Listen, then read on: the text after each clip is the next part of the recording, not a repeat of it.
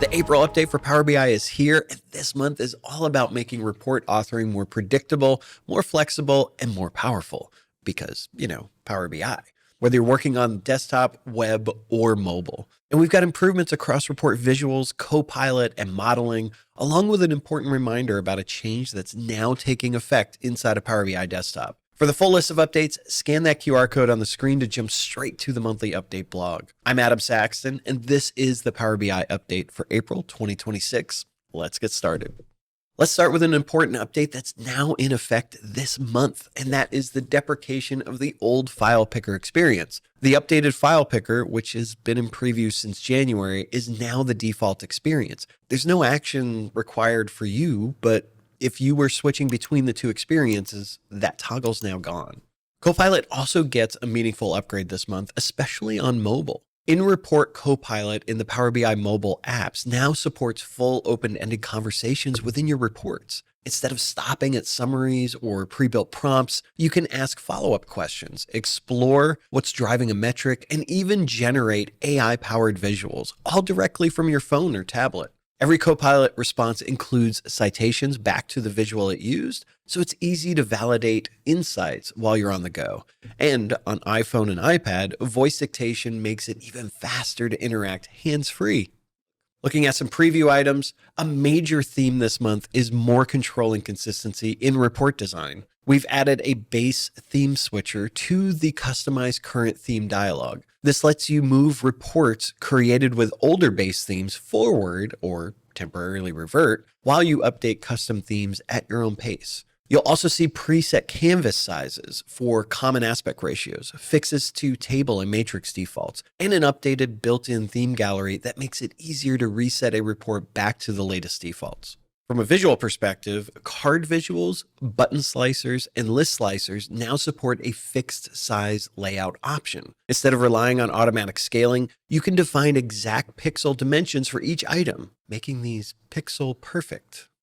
This makes it much easier to build consistent layouts across a page, especially when working with slicer hierarchies or multi-visual alignments. There's also several visuals that got targeted improvements as well. Card visuals now clearly highlight selected categories and support better interaction control. Scatter charts gain auto-fit markers, preventing bubbles from being clipped at the edges. Bar and column charts now get rounded range options, so axes can start flushing up with your data. Azure Maps now keep map style selections in sync between the visual and the format pane, and preview visuals are now clearly labeled as preview and separated in the visual pane.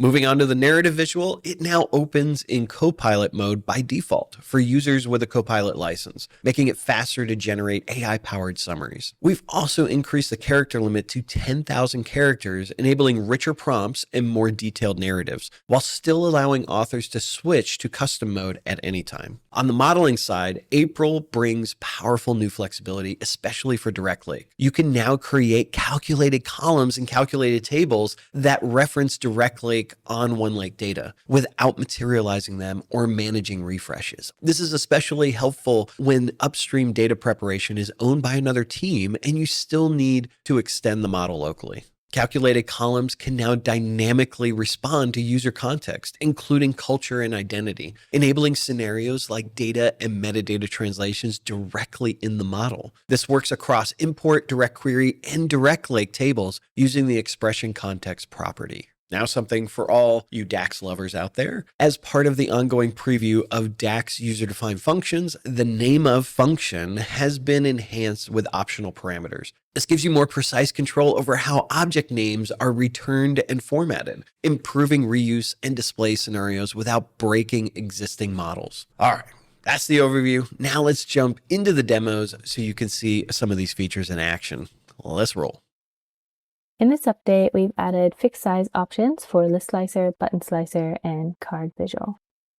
In the layout settings, you can see fixed size is turned on by default for list slicer, and I can revert back to specifying the number of items with fit to space, previously called auto grid, if I'd like to. The same controls exist here for the button slicer, where now instead of the number of items shown, I can specify the height for each item and a scroll bar will appear if it doesn't fit in the visual container. The card visual, same idea. In the layout, we have fixed size again, and auto grid has been renamed to fit to space. This month, we're introducing auto fit markers for scatter charts. So here in my scatter chart, I can see that that top bubble is being clipped off, and I could adjust the min and max range of my plot area to adjust for it, but now I don't have to. I can simply toggle on auto fit markers and my bubble will be fully visible on my chart. So let's try it out here on this other scatter plot. Let's make the bubbles really big, and you can see none of them are being clipped with the auto fit markers now turned on. Modern Visual Default, currently in preview, has had a couple updates this month. We've started the work on cleaning up the themes dropdown, including giving the Reset to Default tile a new look. This Reset to Default tile was always there, and what it does is remove any customizations on the report theme and take you back to visual defaults. Formatting on the visual itself was never impacted. We also added in the Customize Current Theme a dropdown, so you can simply pick which visual default you want for your report. So this is the base theme, and now you can see kind of what this report looked like before this update. And I can also even go further back to kind of the visual defaults of Power BI reports in 2018 to give my report a very retro look. And to return back to the new Fluent 2, it's simply go back and pick it from that dropdown, or I can use that tile to reset back to the new defaults.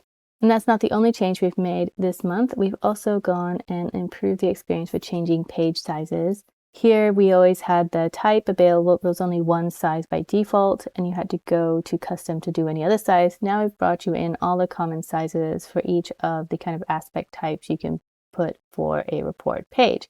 So now you can quickly see that we're in the new default of 1920. You can get back to 720 or going higher up to 4K. And it's not the only one. The other aspect ratios also have common sizes available for you to just quickly choose from. You always have the ability to go back to custom and do any size you pick, and we've reordered these so now width appears before height. Not only is it for report pages, here you can also define them now in a custom theme file for new pages coming into your report. Tooltip pages also have multiple sizes now available for you to pick from, giving you this kind of quick experience and seeing which size works best for your report. We've also made some other improvements to the table and matrix. The matrix, the plus and minus weren't showing previously, now they're showing again. We've updated the conditional formatting colors and also made improvements to two of the styles, sparse and condensed, which were not correctly showing previously as well. In this update, we've improved the selection experience of the card category headers. Now when one of them is selected, it would dim the rest that are not selected automatically. You can always multi-select with control as well.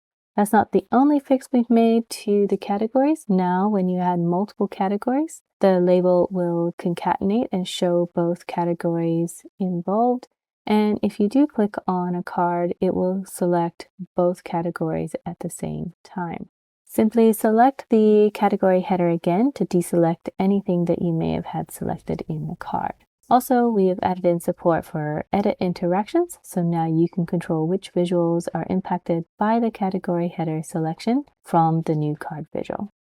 Amazing demos. I'm very excited about getting my hands on these and creating new reports. But let's move on to our Power BI Spotlighted member. Each month, we highlight a community member that's making a positive impact in our community. Meet Ala Ali. Ala joined the Power BI community in 2024. She's received more than 180 plus kudos, authored over 10 solutions, and she has over 90 replies. Ala Ali is a standout Power BI community member, winning the Quick Viz contest, participating in community contests, and speaking at Global Fabric Data Days. As a co-founder of the Sudan Microsoft Fabric community, she leads study groups to help others earn Microsoft certifications and produces accessible Arabic tech videos on YouTube. I love that. Ala also organizes and inspires at major events, and as a top LinkedIn creator, motivates others to take part in community challenges like the Power BI Championship. She's a dedicated leader and an inspiration to the Microsoft community.